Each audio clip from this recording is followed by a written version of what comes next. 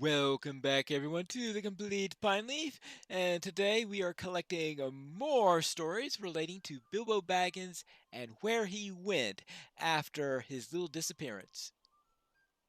Could I take a moment of your time? Bilbo Baggins, you're asking about? Most folk think he's off gallivanting goodness knows where, but I've got quite a different story to tell you if you'd listen. Alright, let's see how weird this one is. A lovely day, isn't it? So you're wondering where Bilbo's been up to since he disappeared, eh? Well, as it happens, I heard that he's not in some far off land at all.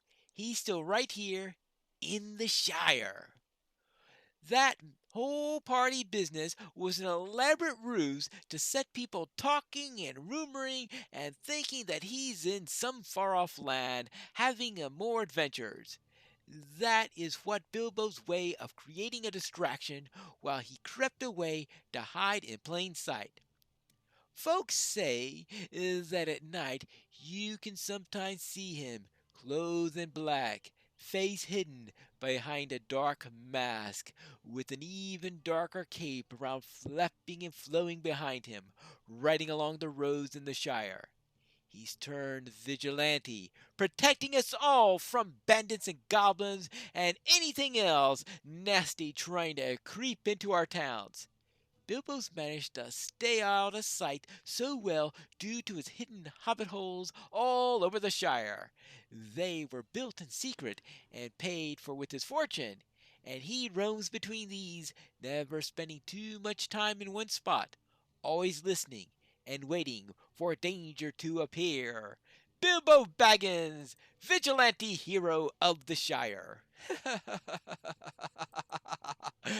You're right, some of these are ridiculous. Please, stay a moment. Bilbo, eh? Now, folk will tell you any nonsense about what happened to Bilbo or his birthday party, but what's the fun in that? It was all smoke and mirrors anyway, if you ask me. The real story is what happened after, which, as it happens, I know all about. Ooh. Alright, it's not going to involve your sister's pies, is it? Or I don't know the relationship between Hal Hornblower and Holly Hornblower. Well, I'm sure there's some somewhere. So what's your story? Just a moment. Now, I keep my ears to the ground, I do, and I can tell you with complete confidence that Bilbo went on back to the elves. He always told such stories about them, the likes of which you wouldn't believe. They say that an elf queen has been teaching him to grow the biggest taters a person could ever hope to see. Leave it to Bilbo to go all the way to the elves to gain knowledge just so that he can steal the first prize ribbon from Farmer Maggot at one of the farmers' fairs.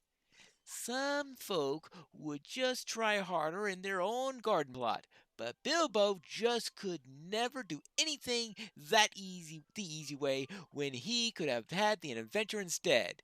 I imagine he'll be back any day to wipe that smug smirk off of Farmer Maggot and break his 60-year winning streak. Yes, I see.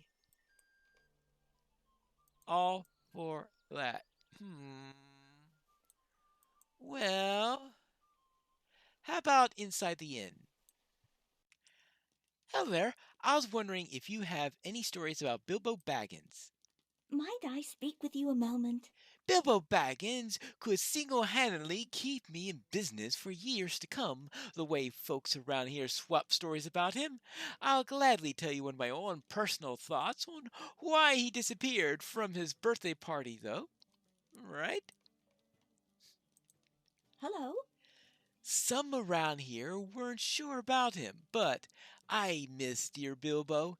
He always had such an air of mystery about him, which is saying something since the only air most hobbits have about them is one of pipeweed and their last meal. Bilbo was refreshing, he was. Shook us all up. Some of that made a good thing, no doubt. we need some rousing out of our usual routine. Not all of us have the constitution to explore, so it's a precious commodity indeed when we get a hobbit with real stories to tell. Anyhow, I heard that Bilbo was getting bored, and can you blame him? So, when Gandalf was setting off his lovely fireworks, Bilbo grabbed onto one, and off he went, soared off into the skies in a trail of sparks. Now, shake your head if you like, but I think that Bilbo Baggins could do just nearly anything he put his mind to, and I'm not changing my story. Oh, and I'd love to know where he landed and what mischief he's gotten into since then. I'm sure to hope he returns home again some day, and I might just explode with a starburst myself from curiosity. Really. And I thought the bit about the lore master was strange. Whee! All right, I'll say that she wins for sheer weirdness. And that beats the dwarf thing, that beats the lore master thing, but catching a firework and flying off has got to take it. I don't think anyone's going to beat that for ridiculousness, though the postman still wins for accuracy. Now, hello there. What do you think about her story? Might I have a word with you? Excuse me? You're the one asking about? Yes, oh yes. I know lots of stories about Bilbo. My mum tells me that some nights when I can't get to sleep. Uh-huh, yeah. So what's your story? Is there something I can do for you? Yes, my mum tells me stories about Mr. Bilbo some nights when I can't get sleep. My favorites are the ones about the Lonely Mountain with the dragon and the treasure. I'd like I'd like a dragon, I think, but only a nice one, not one of those nasty ones. Now, my good dragon would live with me and bring us shiny things to play with, and I'd fly him around in the sky. Dragons are terribly clever, you know, and so mine would tell me stories and teach me things that only dragons know. But, you know, I keep thinking about that poor mountain. Why, it's even called the Lonely Mountain, and that was when it still had a dragon friend of its own. But since Bilbo scared off the dragon, I bet that mountain is even lonelier. I feel so bad for it some nights that I just cry myself in my plush sheep, Petunia. Your plush sheep. All right. But then I thought about nice Mr. Bilbo, and I bet he feels the same way. I bet he went back to the poor mountain to keep it company. If I were him, I'll bring in another dragon, but a nice one this time, to keep it company for years and years and years. I bet that's just what he did.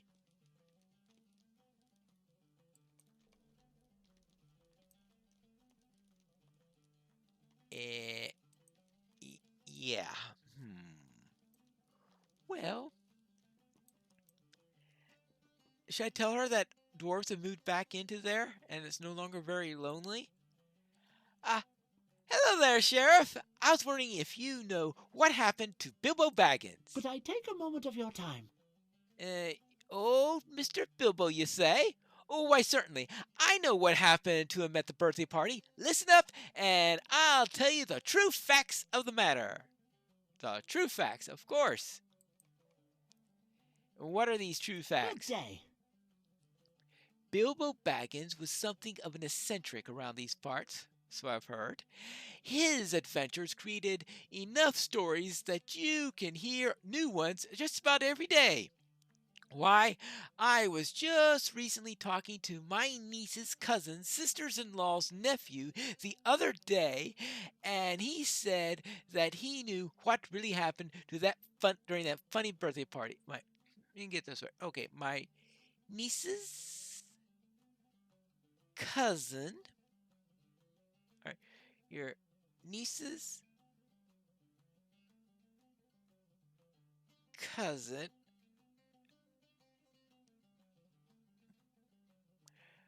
Okay, fine. Your niece's cousin could even your daughter would be your niece's cousin. You do realize that. Yes, well, anyway, my niece's cousin's sister in law's nephew. This is really complicated. The other day, yes, okay. Niece's cousin's sister in law's nephew. Okay, I'll parse that out later.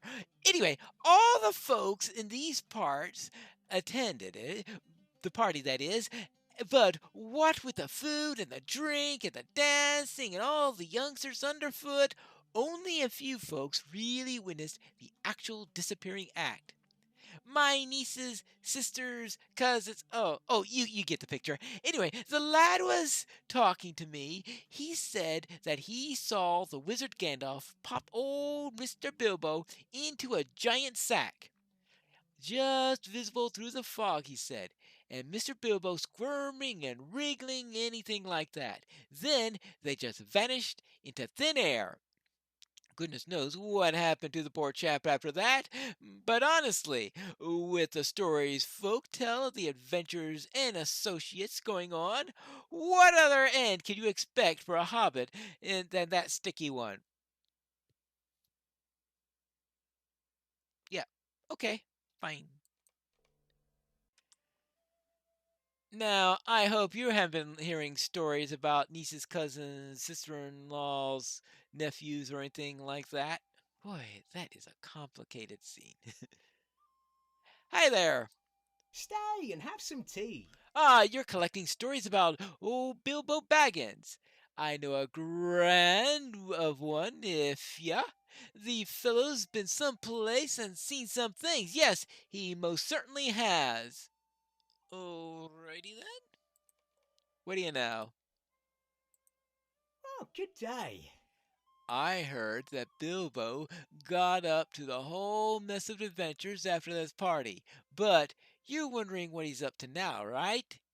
Well, I'll tell you that I heard that in the end he ran into some of those big folk that ride horses all the time.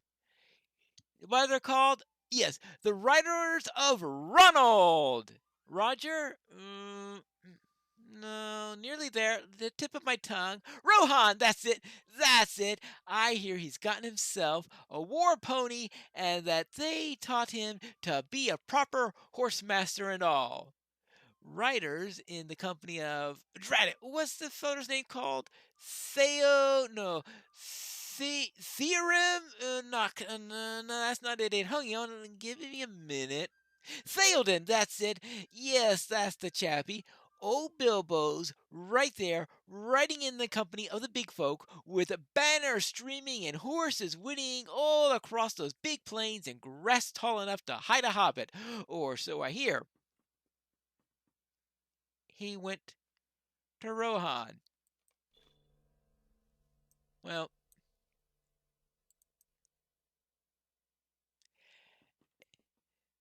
I guess I'm not quite to Rohan yet, so I can't say I've been there yet.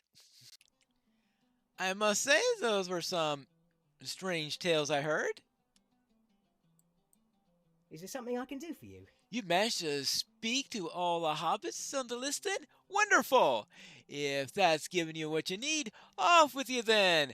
Time to take these stories to their final recipient. I want a word with you. I imagine those stories have some waiting for them. Off you go now. All right, let's go and speak to Bilbo. Hello there, Bilbo. A lovely day, isn't it? Why, hello, Pineleaf. Many salutations, I'm sure. And what has brought you here to me on this fine day? Oh, I've collected a number of stories and I'd like to tell you some of them. They're all about what happened to you over the years since your disappearance. Hello there. Stories from the Shire? And all of them about me? I can't wait to hear them. Oh, please, tell me the tales. Lady Galadriel is teaching me the techniques of growing the biggest tater in the Shire I've ever seen. And then myself, the first Hobbit lore master traveling with Radagast himself. A terribly flattering story indeed, and most encourage the retelling of that one. Oh dear, oh dear, oh my. They're even better than I thought. The imagination of hobbits truly knows no bounds. The Lonely Mountain? Holly Hornblower's pies? A caped crusader even? Oh, gracious and goodness me. You have made this old habit very happy, and brought me a belly laughs such that I have not known in a while. Elves, for all their charms, have a more esoteric form of humor. I've missed the stories that hobbits can tell. Oh, take this with my thanks. Clearly, you have a knack for recording and telling tales. I hope you keep that up during your adventures, as I sense you will have a great many stories to tell. Yes, scribe's book stand? I guess that's apropos. And a legendary item experience. Whee! I suppose that means that our little holiday is over, so perhaps maybe I'll tell a few of these stories to the folks in Tormorva, since they want to know a little bit more about hobbits, right? Though I think I'll leave out the one that about Bilbo riding along with the horse lords. Whatever's the case, I'll be back in Tormorva when we return for the next episode of The Complete Pineleaf.